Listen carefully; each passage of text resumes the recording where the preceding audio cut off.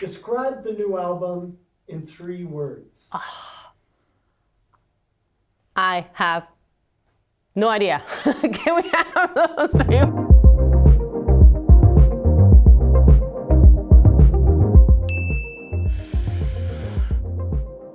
It's hard to describe an album in 3 words when you have done the work, from the beginning to the end.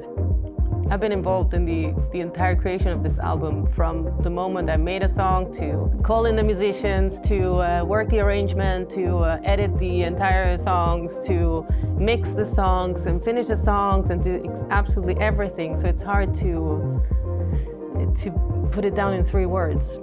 It's just too much of me, I think. Sorry. Got nothing.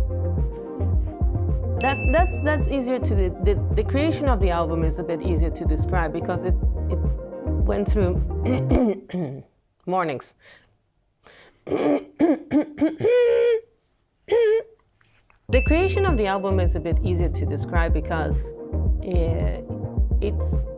the album went through many years of creation, and it was a journey. It was definitely a journey that had to do with the search for my identity, because I'm adopted. So I started with the active search of my identity 2015. And the album definitely had to do with that. And I finished it like now. So my search has been going on for quite some time. So I would say that this album, more than anything, has been a search for myself. The hardest part of doing an album is already a hard part, is being the creator, the producer, the audio engineer, the mixer, the one taking all the decisions all the time, and having to bear such a heavy load and to make justice to the songs. I can tell you the underlying meaning for myself in the album, because then, once the songs are out, they will have different meaning for everybody. But for me, as I said, I didn't know it at the time. It's so cliche. You always know things afterwards when time has passed. But what I was definitely looking for was my own identity. And because I'm adopted and because of all the things that implies, identity is a constant question.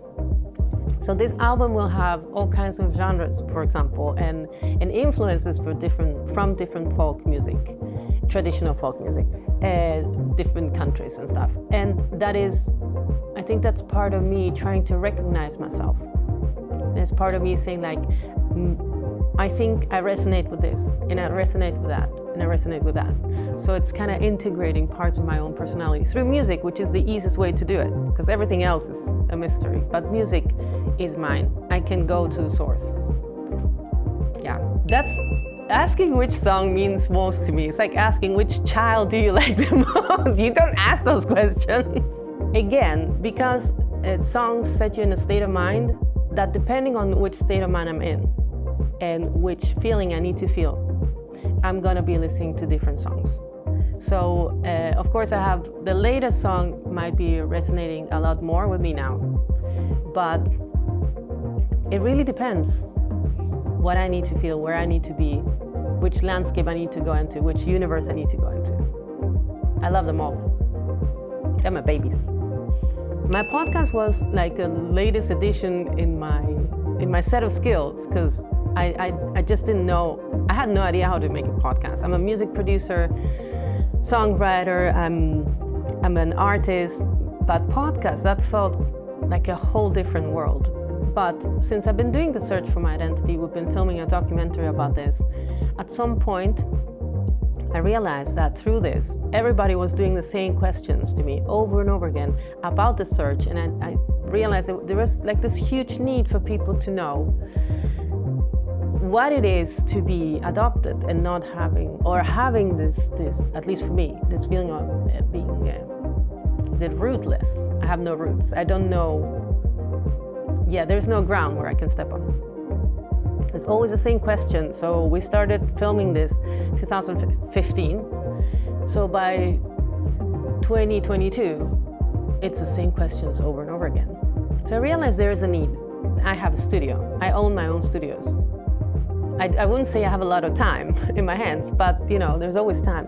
So I decided to write all these questions down and answer them one by one, because I believe that as human beings, we need to pass on the knowledge that we have. That's what we do as a civilization, to increase consciousness and bring light to darkness. So maybe people that are in the middle of the search don't feel as lonely as I felt. It's a very tough search. It's very heavy. So I felt like maybe if I put it out there with all the questions one by one, and this typical questions, did you find something? How does it feel like to do the search? Does your family know that you're searching? How is your relationship with your family? How was your relationship to your partner all this time? And so on and so forth. So I decided to put it down and give it to the world and hope that somebody else doesn't feel as lonely as I did, maybe.